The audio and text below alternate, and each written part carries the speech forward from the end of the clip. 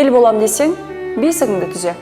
Ал ер болам десең, ойыңды, келбетіңді, стиліңді түзе. Өзіңнің қолыңнан келмей ме? Ендеше мен көмектесем. Ерлан 22 жаста, 5 жылдан астам тәжірибесі бар фотограф, бойдақ, қатал мінезімен жұртқа жақпай қалатыным бар дейді.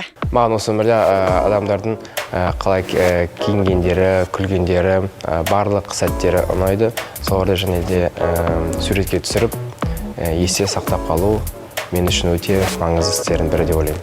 Сырт көзбен қарай аламын басқа кісілерге, бірақ өзімді сырт көзден әлі көрмеппін. Психологпен сөйлескенде адам өз сырын айта алады, өз-өзін аша алады, және де өзінің өмірге деген көзқарасын өзгерте алады деп ойлаймын. Адамдарға керек емес затты айтып қою, немесе ол кісіге өз ойымды түзу қалпында түсіндіру, сол менің кемшілігім деп ойлаймын. Өзімнің мінезімді өзгерткім келеді. Өзгеруге дайынсың ба? Иә. Кеттік. Қалыңыз қалай? Жақсы. Бұл жолы енді Ерлан деген батырмен келдік. Осы жігітке арнап жатырмыз бүгінгі күнімізді. Вақтыңызды бөліп өзгертуге дайынсыз ғой? Дайынбыз. Не өзгертеміз? Шаш үлгісінде қандай олқылықтар байқадыңыз? Формасын келтіру керек бұл жігітке. Шаш бұйра, қатты. Сондықтан да біз үстін көп алмаймыз. Негізі бұйраланып жатқан өзі әдемі болады.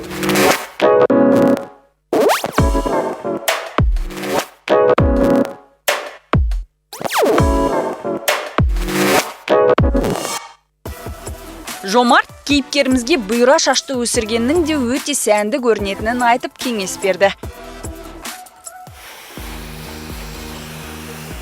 Менің басыма қандай шаш үлгісін кеңес берер едіңіз? Сіздің шашыңыз бұйра болғандықтан бұл жерде екі вариант бар. Либо қысқа қылып алу керек шашты, либо ұзын қылып өсіру керек. Ұзын қылып өсіргеннен кейін де ол уход керек ол шашқа. Әзірге шашын ұқыптап, түзеп берді, кезек сәнгерде. Болдық біз. Рахмет, әдемі шықты. Болғаш жоқ. Жақсы сау болыңыз.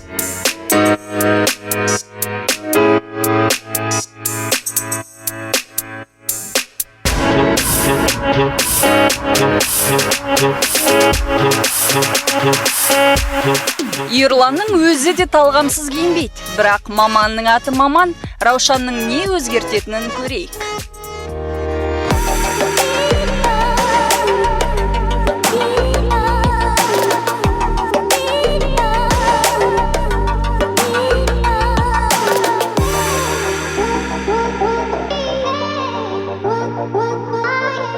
Раушанның түс таңдауға ерекше мән беретінін білесіз. Бұл жолы да Ерланға қандай реңкке басымдық беру керектігін айтты.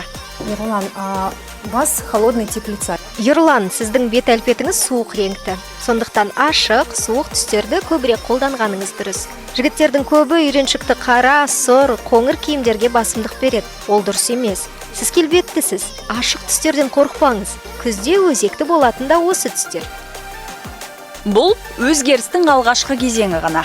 Кейіпкерлердің барлығы дерлік психологпен сөйлесуді асыға күтеді. Себебі түсінікті, бұған дейін Ерлан мұндай маманға жүгінбеген. Келесі бөлімде ол алғашқы әсерімен бөліседі.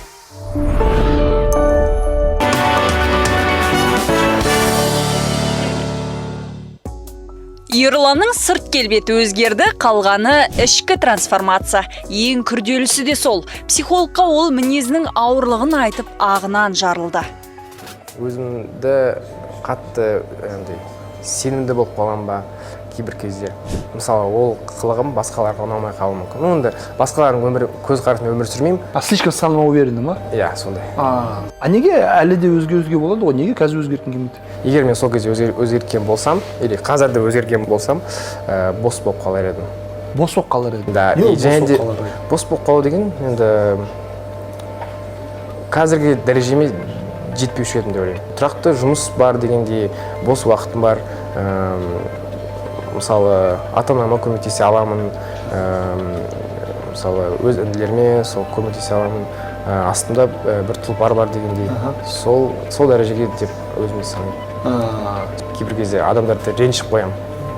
И оның артын ойламаймын мысалы. Іштей дискомфорт беретін нәрселерге құлақ асу керек. Әрбір адамда жаман мінез, зиянды әдет, қылмысқа қарсы белгілі бір иммунитет болады. Біз бір рет істейміз, екі рет істейміз, үш рет істейміз, одан кейін әдетке айналып қалады. Одан кейін біз сол жағымсыз әрекетімізді ақтай бастаймыз. Мысалға, бандиттер бар, мафиоздіктер бар, да, мысалы қылмыспен айналысқан адам өлтіреді мысалы. Ол айтады, біз по понятиям өмір сүріп жатырмыз дейді. Хотя істеп тұрғаны нағыз қылмыс. Бірақ ол қылмысты бірінші рет істеген кезде ұялды, қысылды. Екінші рет істеген кезде жүрегі ауырды. Үшінші рет істеген кезде ұялды. Төртінші рет, бесінші рет, алтыншы рет кешірім сұрамау, талап етпеу, өзгертпеу әдетке айналды. Ал әдетке айналдырған нәрсені адам психологиялық тұрғыда ақтай бастайды. Я, мен адам ұрып жатырмын, бірақ мен не просто так ұрып жатырмын. Я, мен қылмыс жасап жатырмын, бірақ мен авторитетім бар деген сияқты. Түсінесің ба? Енді сенің ситуацияна келетін болса, менің кішкене ауырлау, қаталдау мінезім бар. Мен адамдардың көңіліне қарамай айтып қоям, ренжітіп қоям. Деп жатсың да мысалға.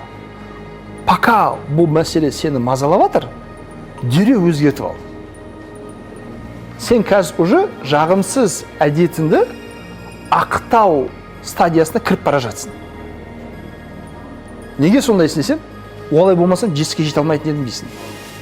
Шын мәнінде өзіме қарама қайшы өмір сүріп, жетістікке жету, сол жетістік маған керек па?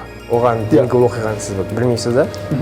Мысалы, дуэт бос болғанда мен өмірім басқаша болды.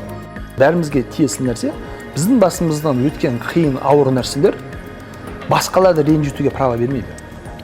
Наоборот, мен бос болдым, жұмсақ болдым, маған қарсы осындай отношениямен мені ренжітті, ашуландырды, жындандырды.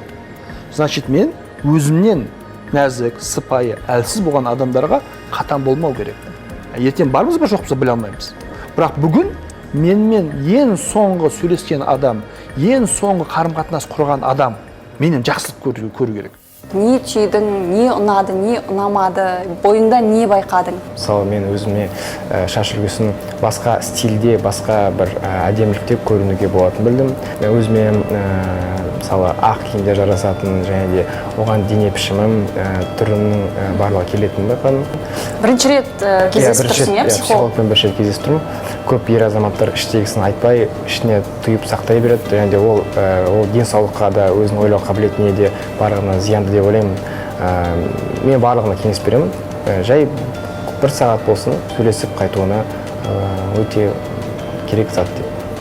Өзімді әлі де өзгертуге, және де жақсы жақтарды арғай дамытуға, жаман жақтарымды басуға әрекет етемін. Тамаша. Иә, құрметті көрермен, әр таң мүмкіндік өзгеруге, өзгертуге. Күн сәтті болсын.